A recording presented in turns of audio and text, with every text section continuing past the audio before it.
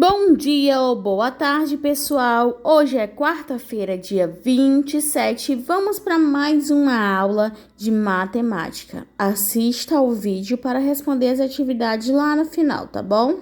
Hoje ele vai me contar a história do dinheiro. Eu estou muito curioso para aprender como surgiu o dinheiro. Davi e suas perguntas. Mas então vamos lá. A história do dinheiro começou há muito tempo atrás. Sabe aquelas figurinhas que você coleciona e troca com seus coleguinhas por aquelas que você não tem? Então, todos saem ganhando, não é mesmo? Sim, vovô, mas o que isso tem a ver com dinheiro? Tem tudo a ver, pois no começo da civilização não existia dinheiro em moeda e muito menos em papel. Então as pessoas trocavam as mercadorias. Quem plantava trigo trocava por feijão. Quem tinha galinhas trocava por cabra. E assim por diante. O comércio era feito na base da troca de mercadorias. Que legal, vovô. É mesmo, eu troco minhas figurinhas por aquelas que não tenho.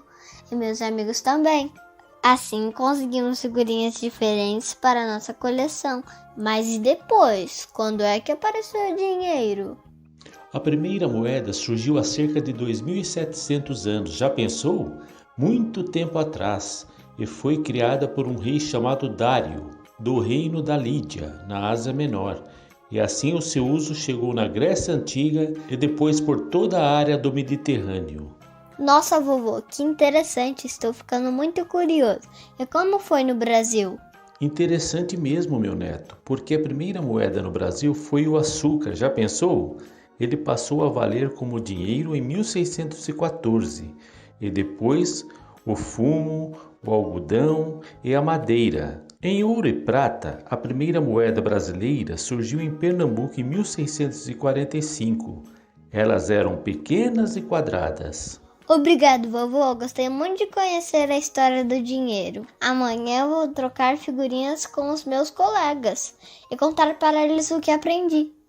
Descubra qual foi a nota de maior valor a circular ao dar play nesse Nerdologia sobre a história das moedas do Brasil. Uma moeda é qualquer coisa que é aceita como intermediário de uma troca de bens ou serviços em uma sociedade. Essa é uma frase do Nerdologia sobre a história das moedas. No caso de onde atualmente é o Brasil, essa história começa em 1568, quando o rei de Portugal, Sebastião, determinou que as moedas lusitanas fossem usadas nos territórios americanos.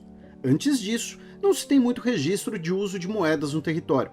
O comércio entre diferentes povos indígenas era realizado via trocas de produtos, o escambo, assim como o comércio entre os nativos e os europeus. Foi com o início da ocupação permanente do território e o desenvolvimento das atividades agrícolas que o dinheiro, como conhecemos, tornou-se necessário. Além da necessidade econômica, também existia um propósito político. A circulação monetária contribuía para a integração do Império Português, com todos os territórios usando a mesma moeda. Além disso, como as moedas eram produzidas em Portugal, a economia dos outros territórios ficaria dependente dos portugueses.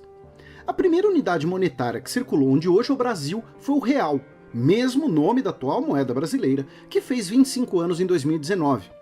As moedas eram cunhadas em Portugal, em ouro, prata e cobre. Os múltiplos do real eram os reais, que popularmente eram chamados de réis, uma expressão que acabou durando muito tempo. Só que, mesmo com o real estabelecido e o projeto dos portugueses, o uso de moedas no Brasil foi bastante diverso por mais ou menos uns 200 anos. A união das coroas entre Portugal e Espanha introduziu moedas espanholas no comércio. A proximidade geográfica também fez com que moedas de prata produzidas na América Espanhola fossem usadas onde hoje é o Brasil, especialmente nas regiões de fronteira. A ocupação neerlandesa do Nordeste introduziu moedas dos Países Baixos, assim como a colonização francesa do Maranhão trouxe moedas próprias. Para tentar padronizar as diferentes moedas e seus pesos em metais preciosos, a coroa determinou um carimbo.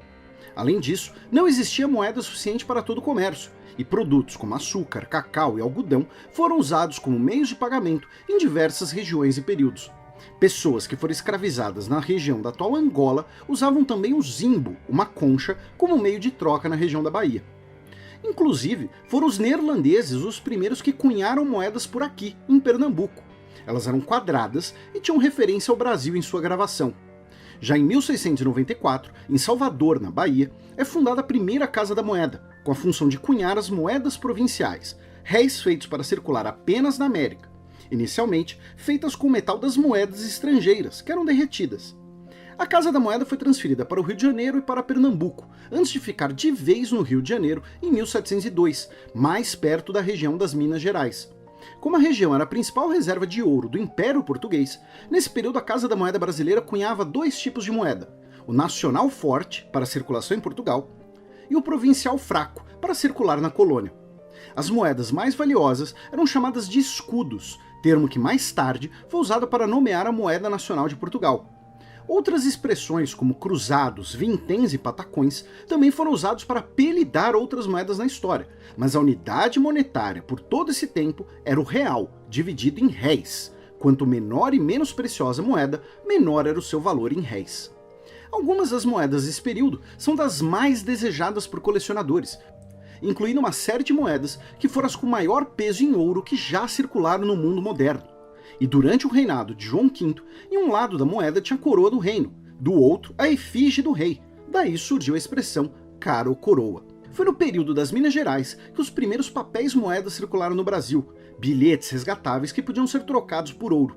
Em 1808, com a chegada da família real portuguesa ao Rio de Janeiro, as moedas ficaram confusas novamente, já que a nobreza portuguesa trouxe as moedas que circulavam em Portugal, que valiam mais. No mesmo ano, João VI funda o Banco do Brasil, para tentar coordenar esse impacto econômico.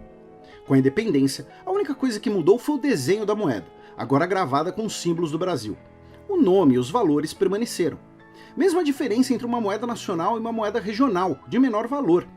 Como a maior parte do ouro brasileiro era enviado ao exterior para pagamento de dívidas, as moedas que mais circulavam aqui eram feitas de cobre, cunhadas em casas de fundição regionais. Isso levou a uma emissão descontrolada de moedas e o aparecimento de peças falsificadas. Na Bahia, em 1827, de tantas falsificações, foi determinado o recolhimento de todas as moedas, trocadas por cédulas, as primeiras emissões do Tesouro Nacional. Só em 1833 a moeda foi unificada nacionalmente. Na década de 1850, começa a ser ampliado o uso de papel moeda, com o Banco do Brasil tendo a exclusividade de emissão que, em 1866, passou ao Tesouro Nacional. Mesmo assim, o problema da falta de moeda circulante continuou, pelo tamanho do território e o crescimento da população. Com a República, para tentar solucionar esse problema da falta de moeda e modernizar a economia agrícola brasileira, um número maior de bancos pôde emitir moeda. Em apenas 10 anos, a quantidade de moeda circulante quase triplicou. Isso colaborou para uma grande crise econômica que veremos no Nerdologia próprio, e a inflação, que fez com que o real perdesse seu valor, substituído na prática pelo 1000 réis e pelo conto de réis. As notas de maior valor eram produzidas no exterior. Para corrigir o excesso de zeros na moeda, era planejada uma nova moeda desde 1926, que será criada em 1942, durante a ditadura Vargas, o cruzeiro, que valia 1000 réis. Pela primeira vez, a subdivisão da moeda brasileira será medida em centavos. Por causa da guerra, os metais eram escassos, e inicialmente, mesmo as quantias pequenas eram em papel moeda. Em 1945, foi criada a Superintendência da Moeda e do Crédito, que exercia o controle monetário e a primeira instituição como uma espécie de Banco Central do Brasil. O Banco Central, propriamente dito, foi criado em 1964. E sabe o que falamos de que a inflação deteriorava o poder da moeda, fazendo com que os preços fossem medidos em grandes unidades, com muitos zeros? E aí, para corrigir isso, era criada uma nova moeda? O Brasil passou por isso 5 vezes em 27 anos. Em 1967, foi criado o Cruzeiro Novo, na base do 1000 para 1. Em 1970, para complicar, tiraram o novo do nome, ficou só Cruzeiro. Em 1986, foi criado o Cruzado, que valia 1000 cruzeiros. Em 1989, veio o Cruzado Novo, que valia 1000 cruzados. No ano seguinte, o Cruzado Novo mudou de nome para Cruzeiro. Em 1993, 1000 cruzeiros foram trocados por um Cruzeiro Real. Finalmente, em 1994, 2.750 cruzeiros reais foram trocados por R$1, a moeda que existe até hoje. Nesse tempo todo, outras mudanças ocorreram. Desde 1922, não são cunhadas moedas de metais preciosos para circulação, apenas para propósitos comemorativos. Hoje, as moedas são em aço, um processo que começou no Brasil na década de 1980, já que facilitava o reaproveitamento de moedas. As cédulas são produzidas no Brasil, e em todas essas décadas contaram com diferentes tipos de artes.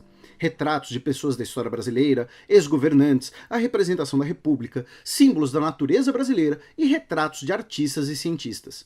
A moeda é vista como um símbolo nacional e suas artes possuem propósitos históricos e educativos por todo o mundo.